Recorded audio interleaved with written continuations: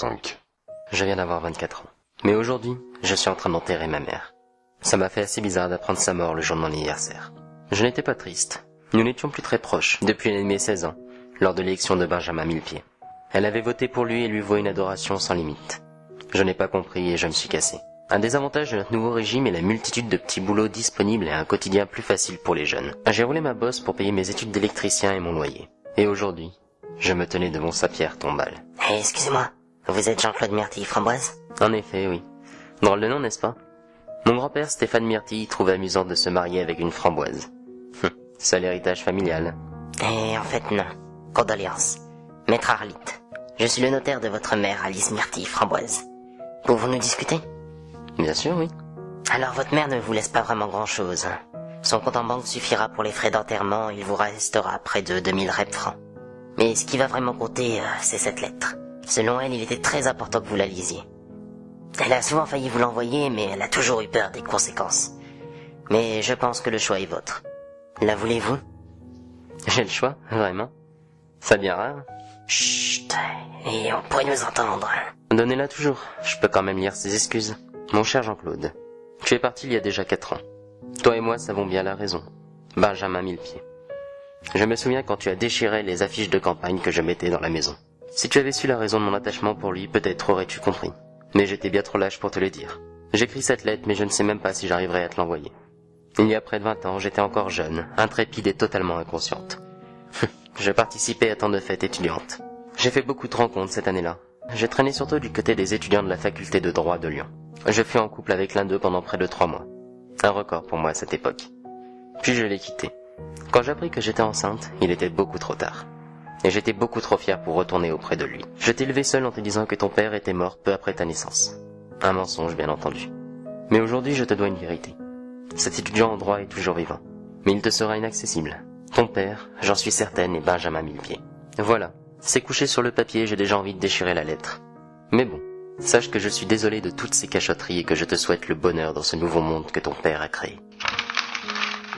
Mauvaise nouvelle? Vous en connaissez le contenu? Non, mais je sais que ce qu'il y avait dedans était un poids pour elle. Un secret à ne jamais révéler. Un peu ça, oui. Un secret de famille, tout ce qu'il y a de plus banal. D'accord, je vais m'occuper des frais d'enterrement puis je retournerai à mon office pour régler les détails de la succession du compte en banque. J'ai décidé de rentrer chez moi. Ce dictateur, mon père, j'avais du mal à le croire. Devrais-je tenter de le contacter?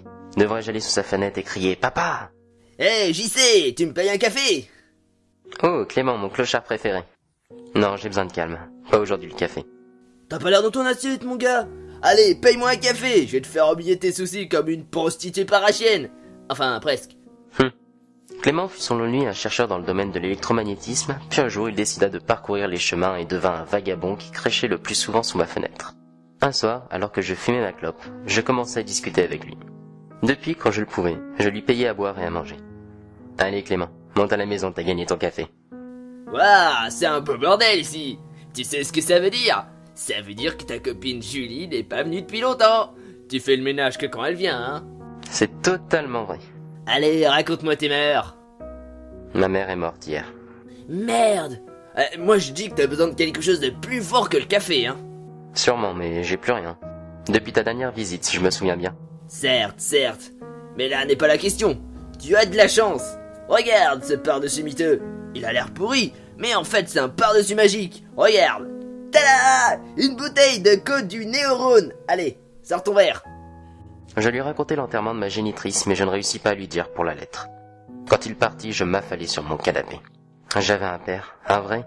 Pas une image qui était morte peu après ma naissance selon ma mère. Je n'arrivais toujours pas à le croire. De plus, ce n'était pas n'importe qui. C'était le notre père leader. Je voyais brutalement en cette image du despotisme une image paternelle. Toute idée de haine que j'avais pu avoir pour la liberté que nous avions désormais s'était presque effacée. Presque. C'était un dictateur, malgré son sang qui coulait dans mes veines. Je ne me voyais pas l'admirer. J'allumai mon ordinateur et allumai le RepNet. Je tapais leader pour voir des photos que j'imprimais aussitôt.